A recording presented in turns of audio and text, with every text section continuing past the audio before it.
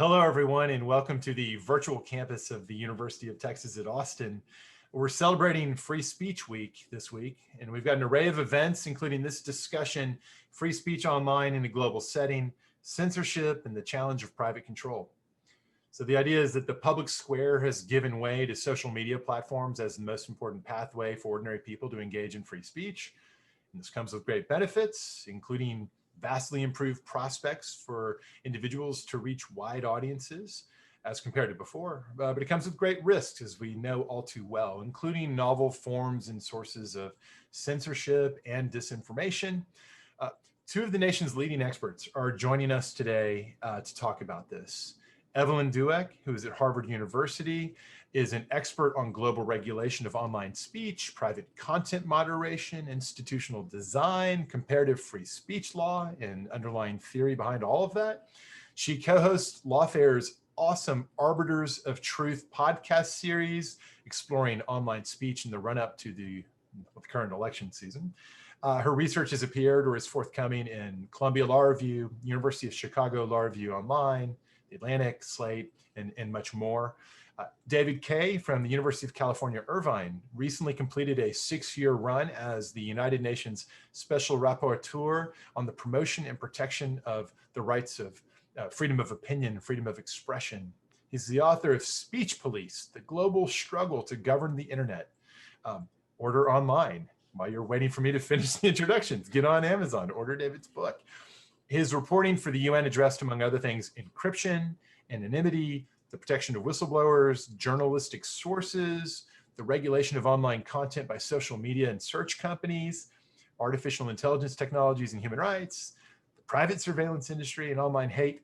Friends, we are not going to have trouble filling this hour, even if you don't ask any questions. But I think as we get going, you're going to see that we have a lot of questions we really do want to engage with. Now, as for me, I'm Bobby Chesney. I'm a professor here at the University of Texas at Austin. I hold the James A. Baker III Chair at UT, and I also direct the Strauss Center for International Security and Law. And that's actually your host for today, the Strauss Center.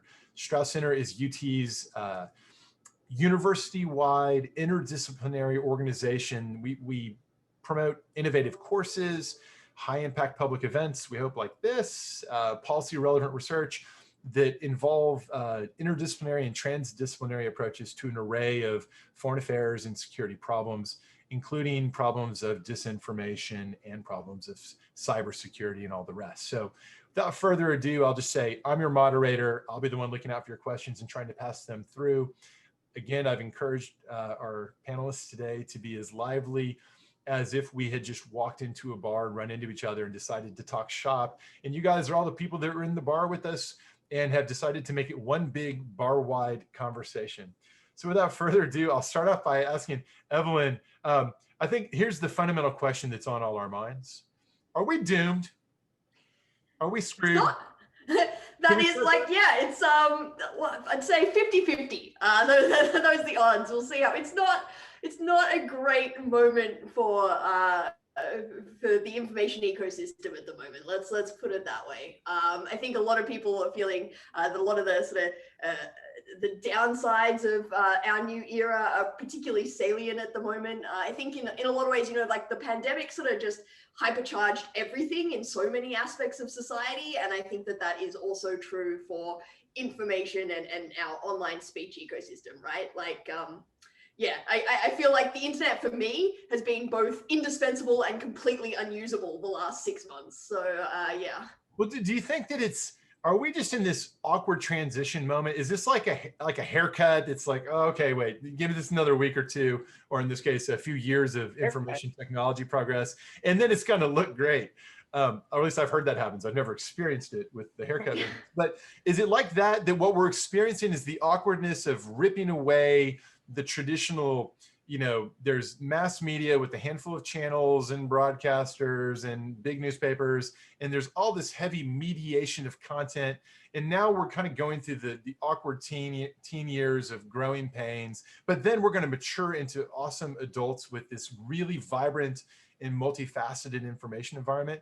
Is that what's happening? Yeah, so that's actually exactly the analogy that I've been using. I've been saying we're like in the internet's awkward adolescence, right? Like there's a lot of zits and things are pretty sort of like awkward and we, are still learning the dance moves. But I feel like, we had this like youth of the internet where it was like bright optimism, the future is so bright, the world is our oyster, everything goes, and it will just, the internet is inherently liberating, pro-democratic technology. And then we sort of started seeing some of the downsides of that. And now we're like, oh, okay, well, we need to like think about how can we get to a new paradigm, a more mature way of thinking about the internet. And that's not going to happen overnight. You can't, we've been arguing about free speech and speech regulation for hundreds of years. We're not going to fix it in 2020 and, by tomorrow.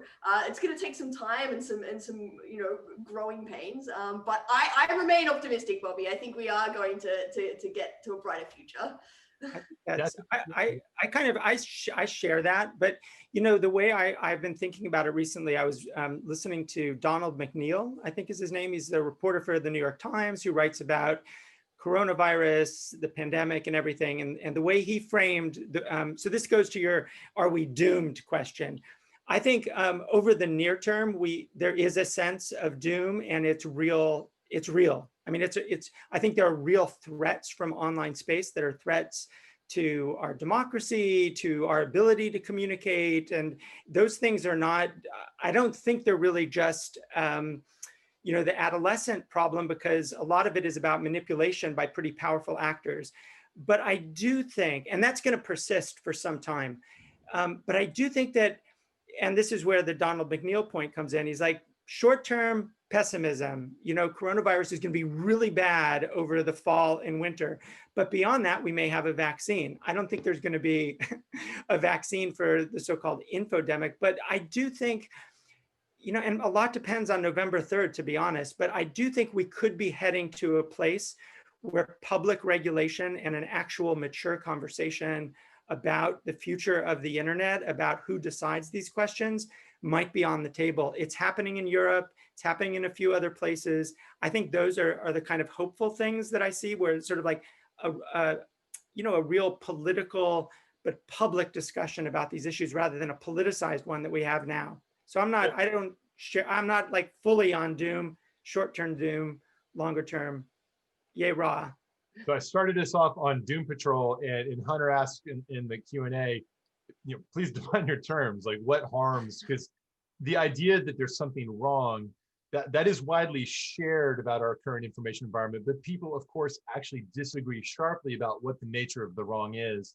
And by, we start off on a jocular footing, well, let's get a little more serious and more rigorous in our analysis now and talk about, first, before we talk about what is to be done and what the underlying causes are, maybe we should map out what we think collectively are the array of things people holding different viewpoints might argue is wrong. So I'll start us off by saying that obviously there's some sense that we're doomed because there's too much circulation and receptivity and therefore belief in things that are factually untrue. So this is sort of the current information technology and the environment it creates turns out to be a great engine for circulating stuff that really isn't accurate. And of course, there's a spectrum that runs from things that are, does 2 + 2 add up to 4 or not, to things that are pure opinion, and it gets muddy on that spectrum.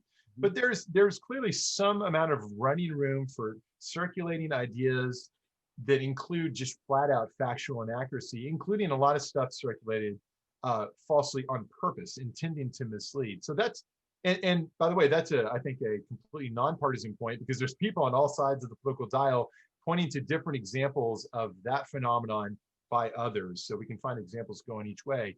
I'm not sure that's the only sense in which people are prone to saying these days, oh, we're doomed, when they consider where information is coming and going from. What would you guys add to that? Yeah, I mean, one thing I would add is, so there's the kind of public doom or the public problems around disinformation, and I would throw into that hate speech, those kinds of incitement to genocide.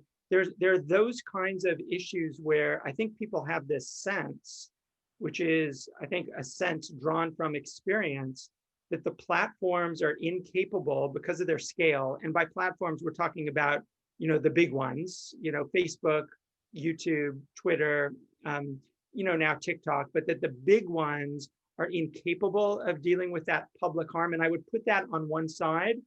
On the other side, as another form of serious problem is it's almost a more localized kind of threat, the kind of harassment, the kind of misogyny, doxing, like those kinds of more focused, individualized attacks are real, they're continuing.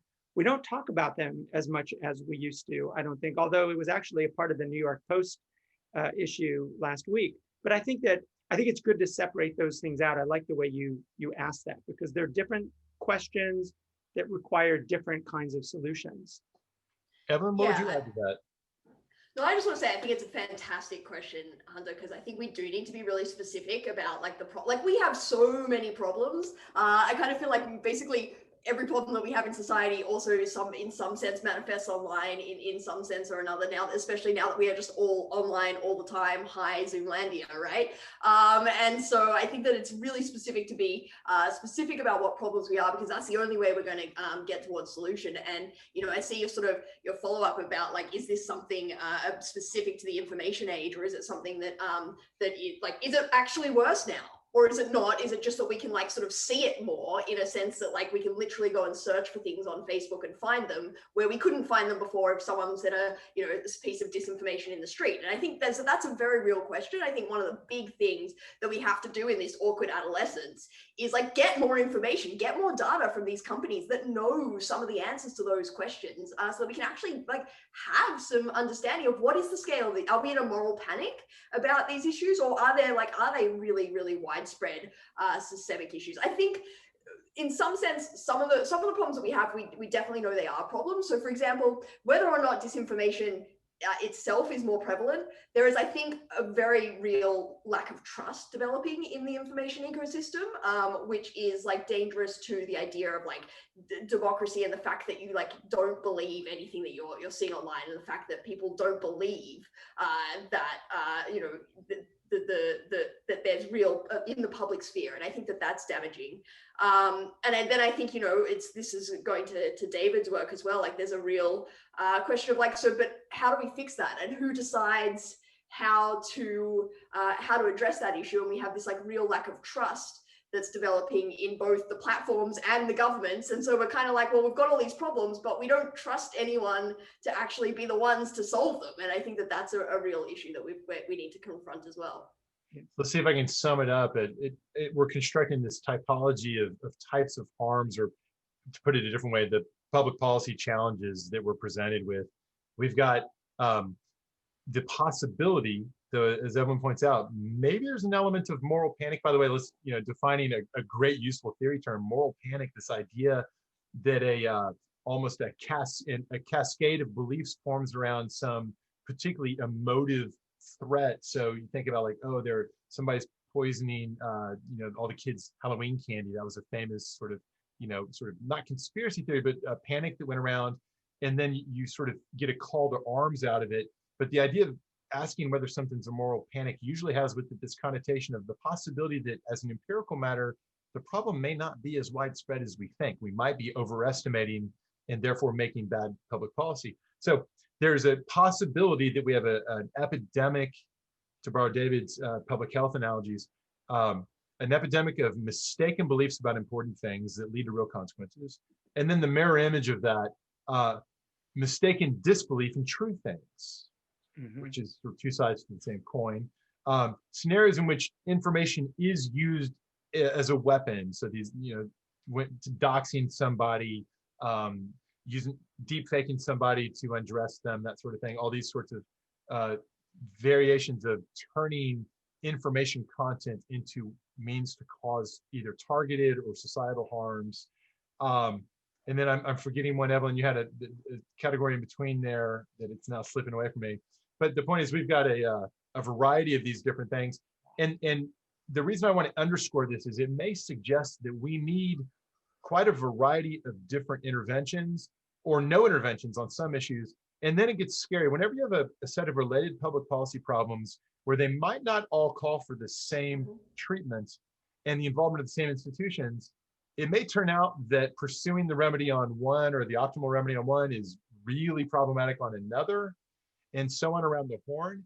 And you can get into these sort of medicinal, well, that medicine will help your heart problem, but it's going to cause you to have this other problem sort of thing. And we don't really have an FDA. Well, first of all, I don't know if we still have an FDA, but even if we do, we don't have an FDA to sort of think through and make good policy on this. And so going back to y'all's point about trust, we have to try to address these problems in an environment where there's deep-seated distrust of all sorts of institutions.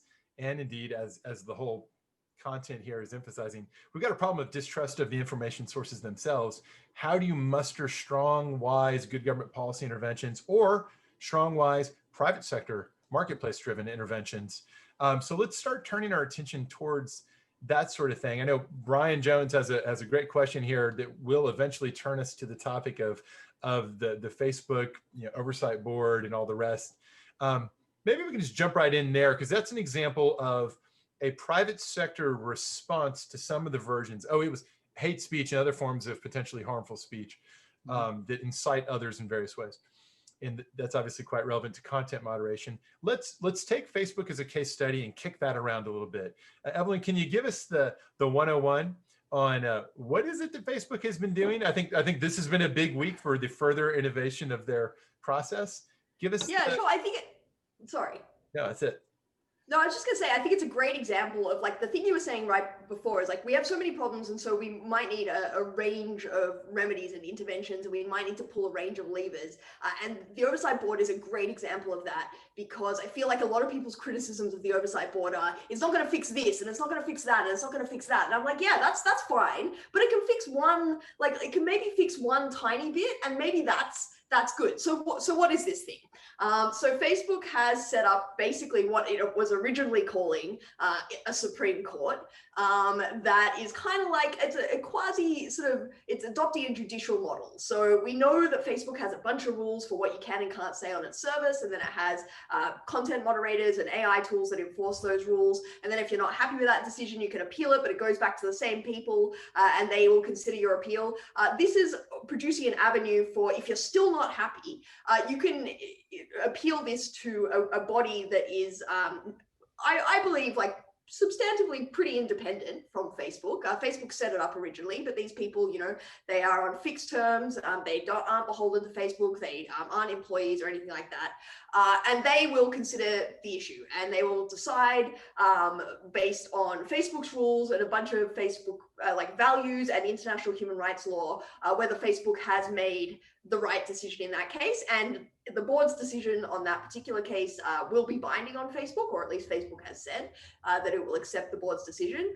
And then it will also sort of consider more broadly how it will implement the decision sort of across the platform as well.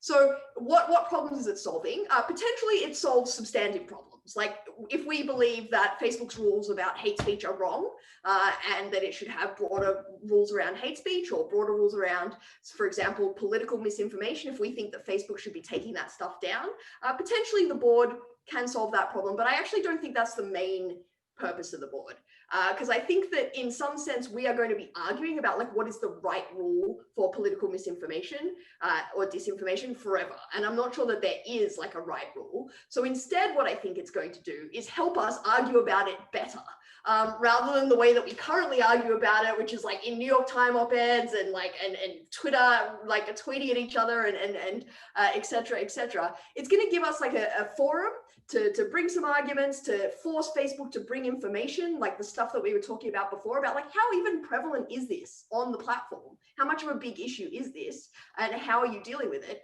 And so then we can try and make more informed decisions and sort of muddle through it together. So that's how I see it happening. David, I want to turn to you, but first I do have a quick follow-up for Evelyn. How transparent will the reasoning behind their decisions be to those of us in the public who might want to see how they're thinking through this? Will it be publicly reported? Will they produce opinions? And part of what's interesting about this is I spend a lot of time in my constitutional law class with brand new 1Ls talking about, of course, this year, judicial confirmation processes, and I remind students that it's very clear that in our politics, we've figured out that it really matters who gets those positions, because we know the power that they're ultimately going to wield. And I wonder, are we going to see over time something very similar in terms of the scrutiny of what Facebook's oversight process looks like, in terms of both who is it that gets to be on that, what is the process for selecting them, and how do we get to look at the product attributable to particular persons? Or will it all just come out as a statement from the board? How much would it really end up like the Supreme Court? Yeah, so I mean, these are all like semi-open questions. Like literally the board opened its doors for business today, about, 6 or 7 hours ago. So we are at the start of this thing. We can sort of talk a little bit about like what the sort of documents say for now, but that's sort of all a bit up for revision and things as time goes on. But basically, there's currently 20 people on the board. It will move up to 40. Every case will be heard by a panel of 5 members, and they will issue a decision that will be publicly posted on the website. It will be, they're not going to release the names of the individual members on the thing, but there can be dissents. And I'm deeply curious about what this decision is going to look like, right? Because we know, like I'm sure in your constitutional law course, issuing an opinion can be so many different things. It can be, 40 pages of really detailed reasoning and like, examination of all the authorities and examining the different equities and the counter arguments, or it can be like a 3-page thing that says, oh, this is really simple. I can't believe anyone ever thinks that there's another point of view on this. Done, right? And so like, I don't know what they're going to do. And I think that is going to be key to the question of, does this work in helping us have more trust and more faith in Facebook and its rules? So we'll see. With 20 to 40 members, that I was gonna say it sounds like the Ninth Circuit. Then I thought, well, or maybe like the Supreme Court, depending on how right. David, are you comforted by these institutional developments within this one particular private sector actor? Are you concerned about it? Is this a model to build on? Yeah, I think there's 2 different ways to think about the oversight board. I mean, there's a million ways to think about it, but the 2 that I think about it, like either it is supposed to be kind of the silver bullet to solve all of Facebook's content moderation problems, or it is a tool to address certain specific kinds of problems as they arise, and maybe the kinds that are perhaps most in the public's mind. And I think it's better not to take that first view. I do not think this is going to solve all of Facebook's problems, and I don't think it's really even designed to. So for example, it's not designed to deal with one of the things that people are most concerned about, which is, the way in which certain content gets amplified through algorithmic means. And I don't think, although it's possible, I mean, this is one of the interesting things about the creation of any institution. Like, let's see what these first judges or panelists actually do when they get a case before them that actually implicates AI, implicates the algorithmic function. I don't think we know what the outcome will be. But a couple other things that I would mention just really quickly would be, one, I don't have a good sense. I'm not sure anybody can predict accurately in advance what the source of decision will be. So this is like our kind of con law question. Right. Like, what are they going to base their decisions on? Evelyn and I have been having this conversation for a while, and my view is that international human rights law, because these are global institutions, they're global companies, they should be paying attention to global standards, at least on the speech and privacy side. And I think that's possible, and we could talk a little bit about that. But it may be, because they haven't clearly indicated that that'll be the case, that their rules will be, Facebook values, community guidelines, which are, discretionary rules of the company. And to the extent that this board pushes back on that will be super interesting. And I think that's what we should be looking towards. Like, if we're curious about their independence, how much are they pushing back on what is the source for a content moderation decision? I mean, there's a million other questions here. I mean, I also would just say this should be, basically industry-wide. Like, these kinds of approaches, there is now an industry of content moderation that is not subject to any kind of oversight. This might not be a bad model. I mean, we'll see how it develops, but it may not be a bad model for thinking about content moderation oversight that is non-governmental, maybe that is not purely company, but something that actually provides a kind of mechanism, a lever for transparency, for public knowledge about what the platforms are doing. I think, and that goes to why I'm a little bit more optimistic about the coming years. You know, I can. Can I just? Yeah, please go ahead. I just want to jump in really quickly, lest I leave the impression that I am like overly naive and optimistic about this experiment, because I feel like I might have just given it the hard sell. And so I just want to say, you know, one of the things that like David started with, which I think is really, really important, is like we were promised this Supreme Court of Facebook, and as the process has gone on over the past 18 months, the scope of its jurisdiction has like been gradually narrowed and narrowed and narrowed, and now we have like a local traffic board, right? Like the kinds of cases that it can hear are extremely narrow, and that is by far the biggest disappointment. So I am 100% with David that like if we want this to be a meaningful institution and actually try and address some of the real problems, it needs to have oversight over downranking decisions, algorithmic amplification. It needs to have oversight over leave up decisions. At the moment, it can only hear cases about decisions where Facebook takes content down, which to me is just like totally inadequate. So I just wanted to get it on the record that I'm not naive about this. Facebook says a lot of that's coming, but we'll see, you know. That's actually, those are really important clarifications. I didn't fully appreciate that. That's how far this scope, you know, reminds me of stuff that goes on in the FISA court context, like which scenarios call for appointment of an amicus. And by the way, they should probably have an amicus process here.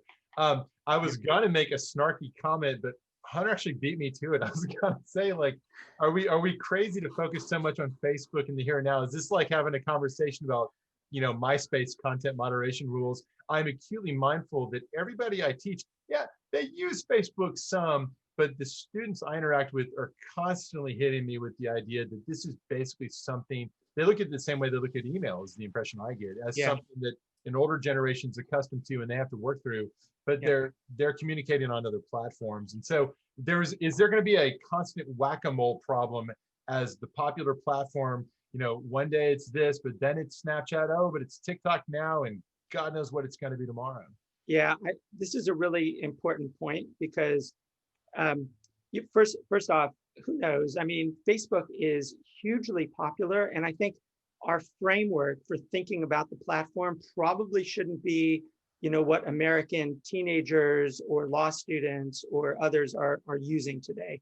Our framework should be, one, what is their popularity worldwide? And, you know, Facebook's user base is like 88 to 90% overseas. It's outside the United States. So in some ways, even though there may be 200 million active users of Facebook in the United States, still, at least that's what they say, you know, it's not a drop in the bucket, but, you know, the bucket is huge.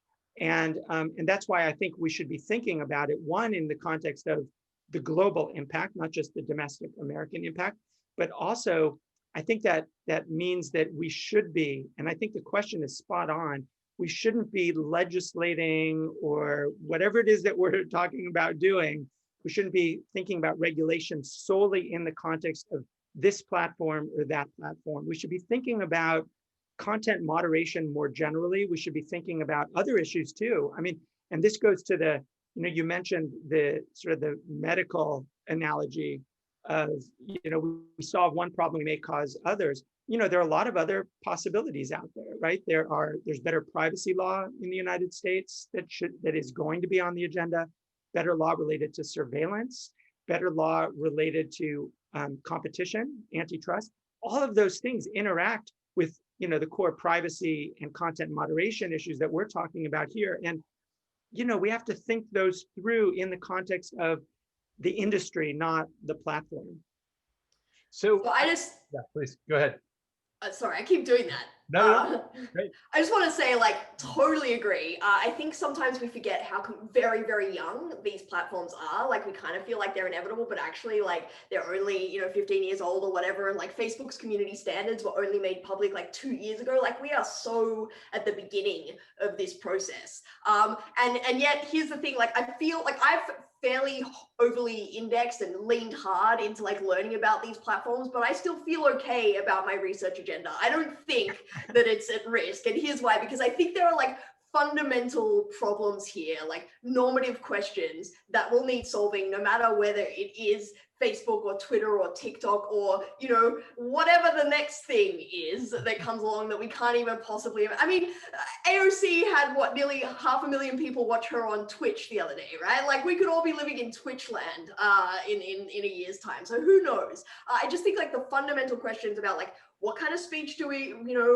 should or should not be allowed online, and who gets to decide that question are really important. But the other thing I think that's really important is even the platforms that we have, nothing about them is natural or inevitable or fixed. And I think we sometimes forget that too. Like things like Facebook, you can imagine a Facebook without a share button, or a Twitter without a retweet button, which we are like semi-experiencing this week in a very minor way, where there's like a tiny little bit of friction introduced into that retweet thing. So I think like everything is up for grabs. And I think it's a really great question to remember that. It's important. I'm going to be very tempted from now on to always introduce you as the world's leading MySpace functionality expert. That's right. Like Kremlinologist. Kremlinologist. Decided to get a PhD in Soviet studies in 1990. What was the alternative VHS with Betamax? Yeah. I want to come back to one of the earlier posted questions from an anonymous participant. A really important question. So we're talking about lack of trust as if this is a problem. What if that's a feature, not a bug? Is it really so bad if our society writ large is really growing to be skeptical of all the claims you're seeing?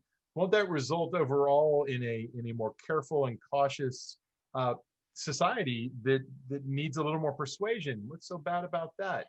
And I think the way to connect it to what we're just talking about it is, I think that insofar as we don't need to be that panicked about what Danielle Citron, my co-author, loves to call trust decay or truth decay. Maybe it's okay, and we can just sit back and see how different market participants respond to this, and we don't need to get too worried about it. Or is this an area where the different types of harms we identified earlier point towards different reasons to be comfortable and not comfortable? David, first from you, and then Evelyn. Yeah, I mean, it really is a great question. I mean, one thing I would say at the outset is there's different responses to that depending on, the jurisdiction that you're sitting in. And I think one of the problems right now, and this goes to how we think about linking up trust in the platforms and trust in information on the platforms.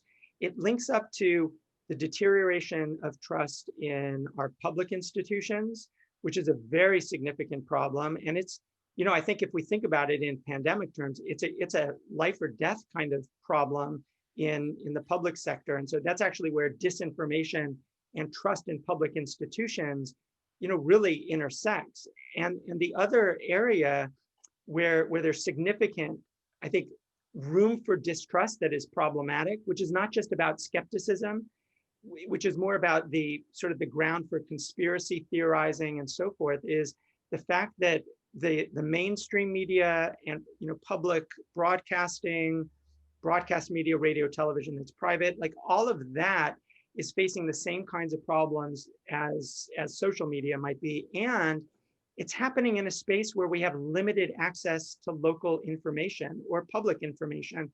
And so, I mean, I do think the trust issue is a real issue, and so what we need to be thinking about is how to educate ourselves. How do we develop programs to make our institutions more resilient? Because they are clearly not very resilient at the moment. Just the trust in the election process itself, shows the lack of resiliency. We need to be thinking not just about what we do with the platforms, but what we do in all of these other aspects of public life where we have limited trust. Those things are feeding off each other pretty, in a pretty negative way, I think. Mm-hmm. Evelyn? Yeah, no, I mean, I completely agree with that. I think it's sometimes we think about these things as like internet problems when potentially they're just also, or not just, but they're society problems in a real sense as well. And, sometimes things, I think there is definitely a risk at the moment of pegging things on the internet just because it's the lever that's right in front of us, and it's the one that we can pull, and we can pull the content moderation lever and just like ban that thing and we fixed it, right? And it's like, no, actually we haven't. It's, you know, still on cable TV, it's still on the radio, and it's also, you know, it's we maybe haven't actually convinced anyone that that thing was wrong or whatever. So I think that putting it in the broader context is really important. I think thinking about it, that it's going to be different in different societies, but I think it's a really important question, because I do think also we don't want to overreact and make the cure worse than the disease as well. And I think there is there is a risk of that as well, and of like clamping down too hard, or sort of you know, forgetting some of the benefits that also come exactly as the anonymous questioner is saying, you know, like access to information. Like these are you know, like I was saying, during the pandemic, the internet has been indispensable for me. Can you imagine doing this without the internet? I can't. So yeah, important point.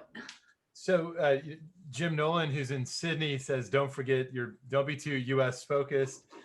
Jim's totally right about that, both in terms of who the users are who are on the receiving end of this information environment. And of course, let's never forget actually creating the content, or much of the content in that information environment.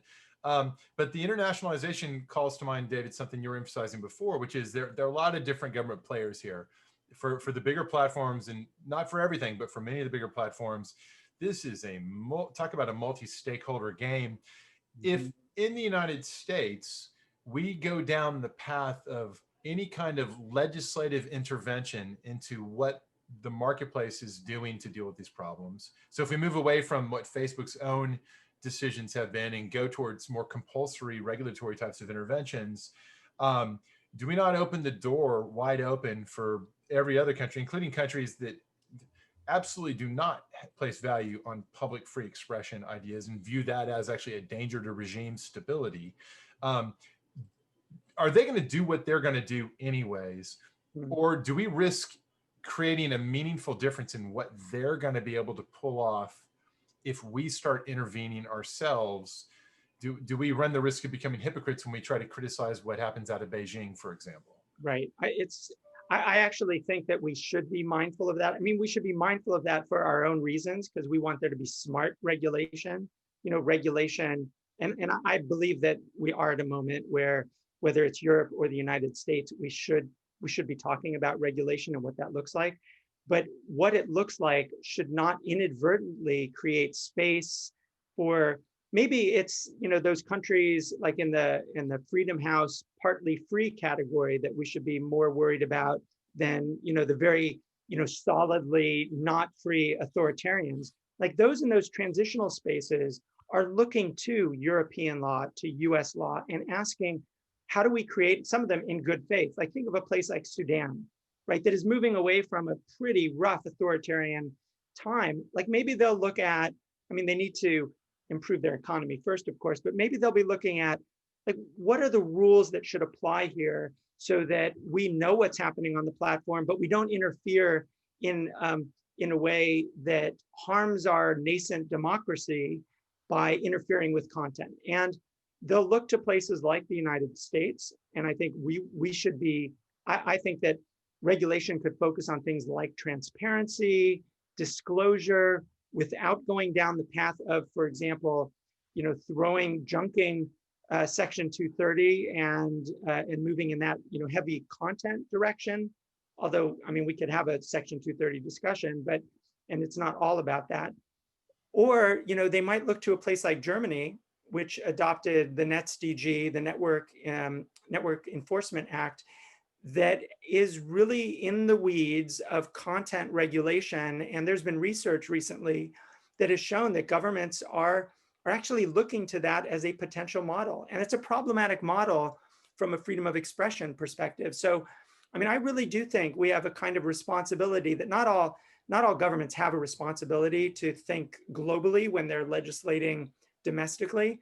But I think we should definitely add that into the system. And the other thing to say, of course, is that any regulation that we impose or that, you know, Europe imposes, because of the scale and because of the economies of scale, anything that we do or the Europeans do will have global impact, like no question about that. And so we should be thinking about that part of it as well.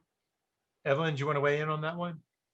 Yeah, I mean, I think this is like one of the biggest questions for free expression around the world in the future. And I don't know that we have great answers to these questions yet. Like, to a certain, like, absolutely, we need to be thinking about it for exactly the reasons that David said. Like, things that happen here get co-opted and put to like more abusive ends in other countries. We've seen it with the phrase fake news. We've seen it with the German NetzDG. But to a certain extent, as you were saying, Bobby, like at the end of the day, some of these states are going to do what they're going to do, whether we give them some legitimizing lever or not. And so what do we do about that situation? And the last point that David made about, the global force that regulation here can have. I had a conversation with Maria Ressa recently, who's a journalist in the Philippines, where Facebook has really been weaponized. And the President Duterte has really used it as a weapon against Maria and against the population more generally. And she was saying, please regulate it, like please regulate Facebook and please do some of these measures in America so that we can get some of the benefit. Like that's where it's going to happen, so that we get some of the sort of reforms and the benefit, because President Duterte is not going to be passing the laws that we need to make these platforms better. But then we have this like question, this deep question that I don't know that we have a great answer to, is like, we want platforms to obey the law and obey local laws, but we don't want them to obey abusive regimes' laws that are threats to people's freedom of expression. And at the moment, we're kind of just asking platforms to play arbiter of, we have, and this is maybe goes back to what we were talking about before, international human rights law principles that can guide that decision. But at the moment, it's kind of in the platform's hands to be like making that call of like, when is this an abuse of human rights? And when is this a legitimate local law that I just need to respect like the differences in the culture and the context? And that's, to me, that's one of the hardest questions that we have on our agenda. Totally agreed. And I think it actually spreads across a lot of areas, because there's a version of that same thing with something as simple as mutual legal assistance treaties, where, through the front door government collection efforts, through their legal systems, can you really have a sort of a neutral, like any government that shows up with their court's order? Are you really cool with that? Because that actually means something substantively different in the US and UK than it does in some other places. And so I don't know that we're ever going to really want to hang our hat on sort of just here's the type of governmental activity that we want to allow, and any government, we're going to be blind to who's the government, what's the reality behind the label of what they're doing. I think we got to draw the lines if we're serious about protecting against harms. David, what were you going to say? Well, I was just to say, I mean, I think what Evelyn said was exactly right. One of the things that we've lost over the last couple of years, I think, in the discussion of company content moderation, is the fact that governments are still imposing enormous pressures on the companies worldwide. It's still the truth that, until recently, Wikipedia was banned in Turkey. It's still the truth that, in a place like Egypt, there'll be a, tremendous pressure on Facebook or Twitter to take down, objective reporting about the regime. Those kinds of pressures are real. And I think how we support the companies at least in that part of their role, like in the role that they are providing space for free expression and access to information in places where it might not otherwise exist. I don't think we should lose that. We should be able to have different conversations at the same time. Like we can have a discussion about regulation of the companies, and we can have a conversation about how do we support freedom of expression so that governments aren't able to push back on every bit of information that's posted on these platforms. Speaking of post, excellent segue. We got to talk about this New York Post Twitter business, and then the resulting now subpoenas to various platform CEOs to come have a pre-election visitation on the Hill. So in our remaining time, I want to make sure I want to talk about that first. We should say something about the Trump administration's efforts on TikTok and WeChat. And then there's a question in the queue from Abigail about advice for students who are interested in focusing on this area. So let's start first with the New York Post. Did Twitter handle that right, or did they put their foot in it? I have to say, I don't know, Evelyn, what your thought is on it. I think that they handled it probably correctly at the beginning. And I don't know exactly what they were thinking, but if it was simply because they didn't want people to be sharing basically private information that was a part of the material that was posted by the New York Post, I think that is a solid reason that is articulable, that they could have made public, and people would have said, we're on board with that. The problem was that it seemed to be a broader statement that they ended up making about the permissibility of hacked information online, which is a weird place to be because, let's be honest, there's good hacked material and bad hacked material. Like there's material that is the result of a hack that shows, massive human rights violations. And is Twitter going to be saying, we're going to take that material down? I just don't know if they want to be in that position. So clearly they lost the thread at some point. And you know why they lost the thread, I think, is because they weren't confident in their own rulemaking, and they should stick to the neutral rules, apply them, don't bump it up to the corner office. That's where the pressure is mostly being focused. And that, of course, somebody's going to complain about your decision no matter what, and it leads to a subpoena on the Hill, which is not such a bad thing from the perspective of the companies, I think. But anyway, that's my take on last week. Evelyn, what do you think?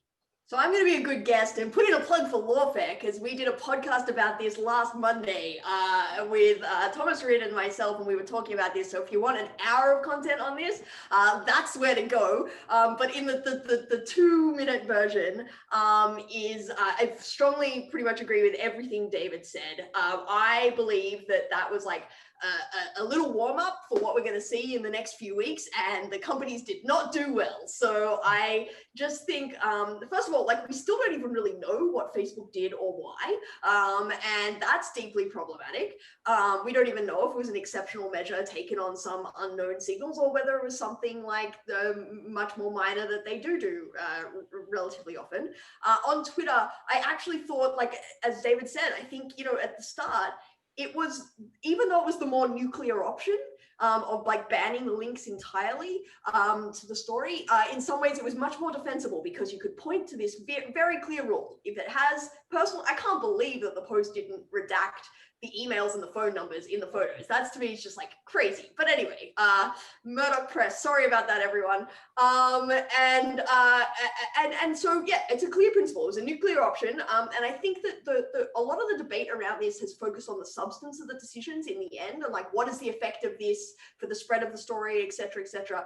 And I, as a bit of a formalist and a process person, I think the process really matters, because as soon as the companies appeared to depart from their rules, they opened themselves up to the inevitable charges of bias that then came. And we were arguing instead about the company's decisions and whether that was the right, rather than the story itself. And I think that is exactly what's going to happen again and again over the coming weeks. And that the only way to do that is they need to tie themselves to a mast, have a clear rule, say, this is what we are going to do in this situation, and we will stick to it, and not be seduced by siren calls of like the number of angry tweets, or whatever it is in public pressure to depart from those rules, because that's the only way, the best way for them to defend their decisions. So yeah. This it's like an exam question in a policy class that just writes itself. So you have the initial, or even better, a tabletop exercise where you begin with something like this, and it leads you towards this idea of like, okay, give me the neutral objective policy. I'm lashing myself to the mass Odysseus style. And then you come in with the inject of additional information. And now it's something like, David, you were describing, that makes you want to say, oh, wait a minute, though, this is revealing something that we need to know. This is good doxing, not the bad doxing. And so there's a way in which the conversation keeps coming back to this idea of, yes, if only there were trusted decision makers that could be the Walter Cronkites, if you will, well, we're just going to make judgment calls, and we're not going to be entirely bound by predetermined rules. I think it's clear that we're not going back. I don't know if it was ever good that we were really in that place, or if we were really in that place. I don't think we're going to descriptively be back in that place anytime in the near future. So it's not any good to say like, well, we just need the right people, the right process of people to decide how to flip the switch one or the other. We're gonna have to either live with some arbitrariness, which could lead to more speech being out there and some of it bad, some of it good, or less speech being out there and the reverse of those problems. Yeah. Flipping the switch to TikTok and WeChat as I watch the time dwindle. God, there's so much I've already said and want to say more about it.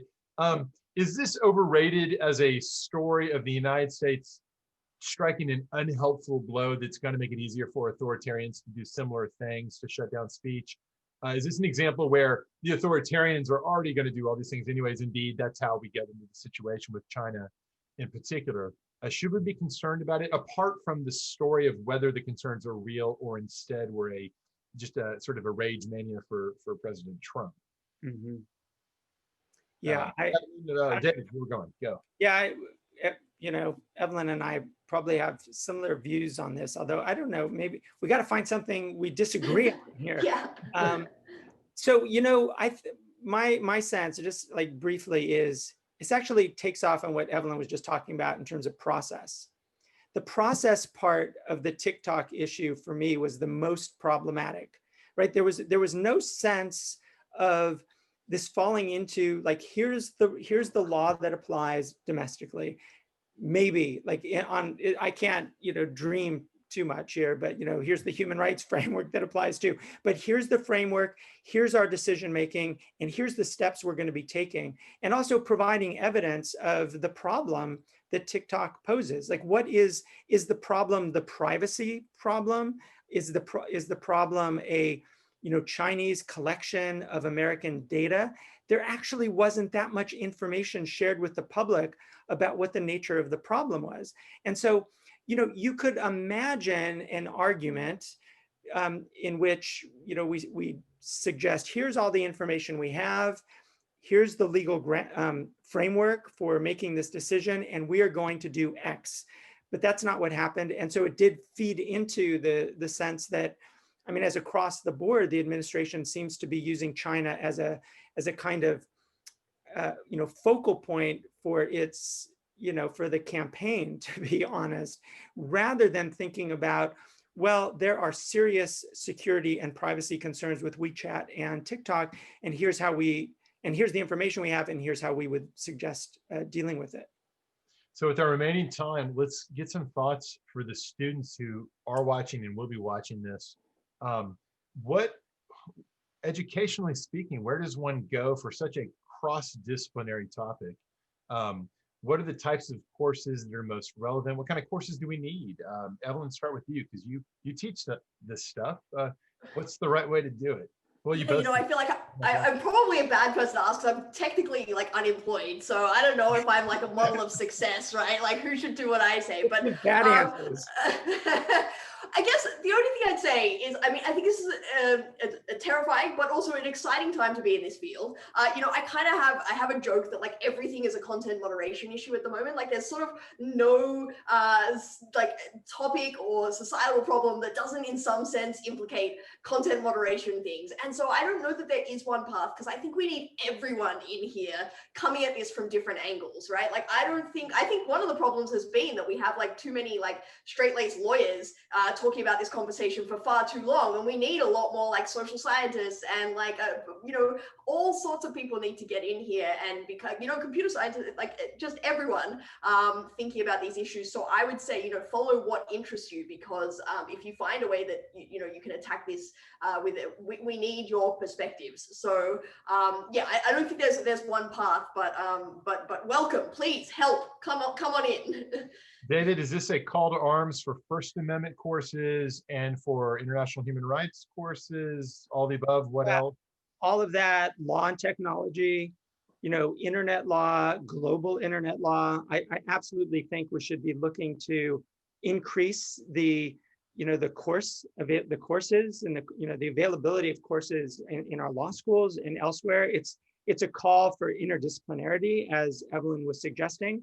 I also think, I mean, Bobby, you and I are like about the same age. You know, remember what it was like to be an international lawyer in, let's say, 1990, or going into law and thinking international, 1990 to 2000. it was pretty rough. You know, like where would you go? You'd go to the State Department, maybe you'd go to Office of International Affairs at Justice You Department. hope to intern at the ICTY, that sort of thing. Exactly, right? There were very few places to go. And we used to be there on the internet and stuff. And I think now, if you think about, and actually we're well beyond that on international also, now if you think about it, there are so many places. If you want to practice government law, there's the regulatory agencies, you know, FCC, Commerce Department, State Department, White House, like there's a lot of place, you know, a lot of room for that. There's a lot of room in international human rights organizations right now, in intergovernmental organizations. There's a lot of hiring actually in that space. So whether you want to be a lawyer in those places, a researcher, doing something else, you know, I think it's actually it's a growth industry right now. And there's a lot of space. Go to work for the companies? Absolutely. Go to work for the companies. There, you know, there's this old New Yorker cartoon where it's a sushi bar and standing next to the sushi chef is a giant squid. I don't know if you remember this one. And the sushi chef is saying to the customer, he thinks he can do more good working within the system. And, you know, there is a way in which there are a lot of good, and Evelyn, I'm sure would agree with this. There are a lot of good people who are mission oriented, who want to do the right thing at the companies. And, you know, it's super interesting. They're like, you know, Facebook has mini legislative discussions, you know, every other Tuesday. There's a lot of interesting work for lawyers, policy oriented people and others. Yeah. Absolutely. So let's a version of that and then we'll close out.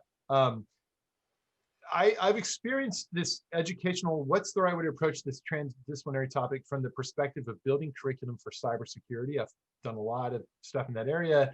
And one of the tricks there has been trying to figure out how do you get the law and the policy students enough information without overburdening them. You're not going to teach them to code, but you do need some familiarity with the terminology and the technology.